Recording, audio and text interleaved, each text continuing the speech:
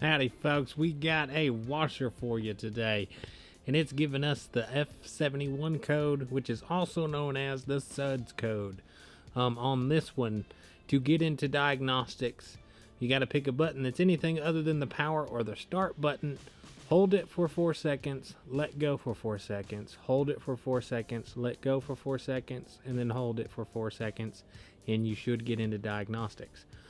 After you get into diagnostics, you will see error codes pop up, and then after the error codes, we get into the automatic test.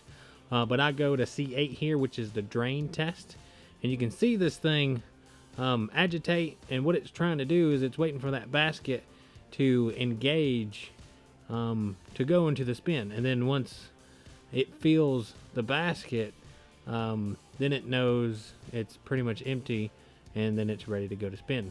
So right now this thing's thinking like, okay, I'm gonna keep on draining and draining and draining, and it's never catching, so there must be a lot of soap, and that's what it's thinking. But we're gonna get inside this thing and check out this hub. That's what the problem is on this, so if you guys happen to need this hub, there will be a link for it down below. But we're gonna take off this agitator and get into it. It's a pretty easy job, so just follow what I'm doing and it should help you out. Alright, yeah, we're gonna get this agitator off, set that off to the side, and then right down in there, that's the hub. 6 Phillips head screws. You take all those off, and then we're gonna inspect it.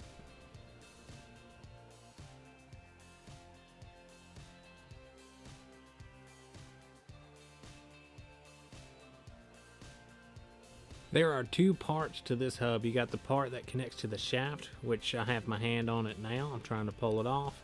And then the part we already took off, which connects to the basket. How this thing works is as it fills up with water, it lifts that basket up and it disengages the basket from that part there. But here we're taking a look at the gears, and on the inside they are wore. Half the gear is there and the other half has just been it wore out pretty much. And here's a look at a good one.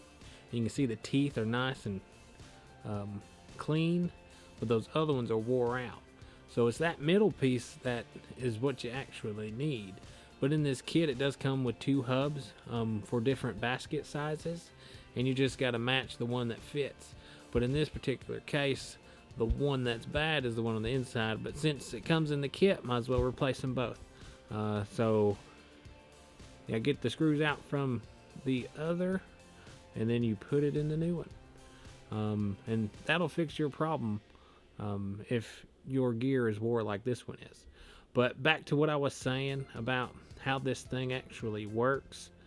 As it fills up with water, the basket floats, and it disengages what we're putting screws in right now from the white piece that's connected to the shaft.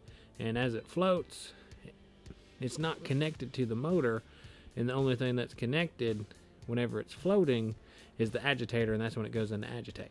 And then whenever it drains, like we did that test at the beginning, the basket comes back down, engages onto that motor, and that's when the basket actually spins the motor. So what that is it's really your transmission.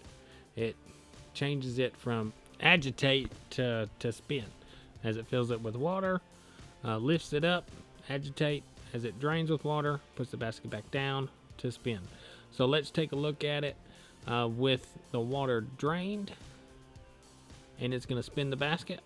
And that's what a good hub looks like, and this is what a bad hub looks like. It's drained with water, and it's trying to sense that basket dropped on it, and it never does. And that's how you get that F71 error code. But anyways, that's it, you guys. That's changing out this hub on this Whirlpool Cabrio washer.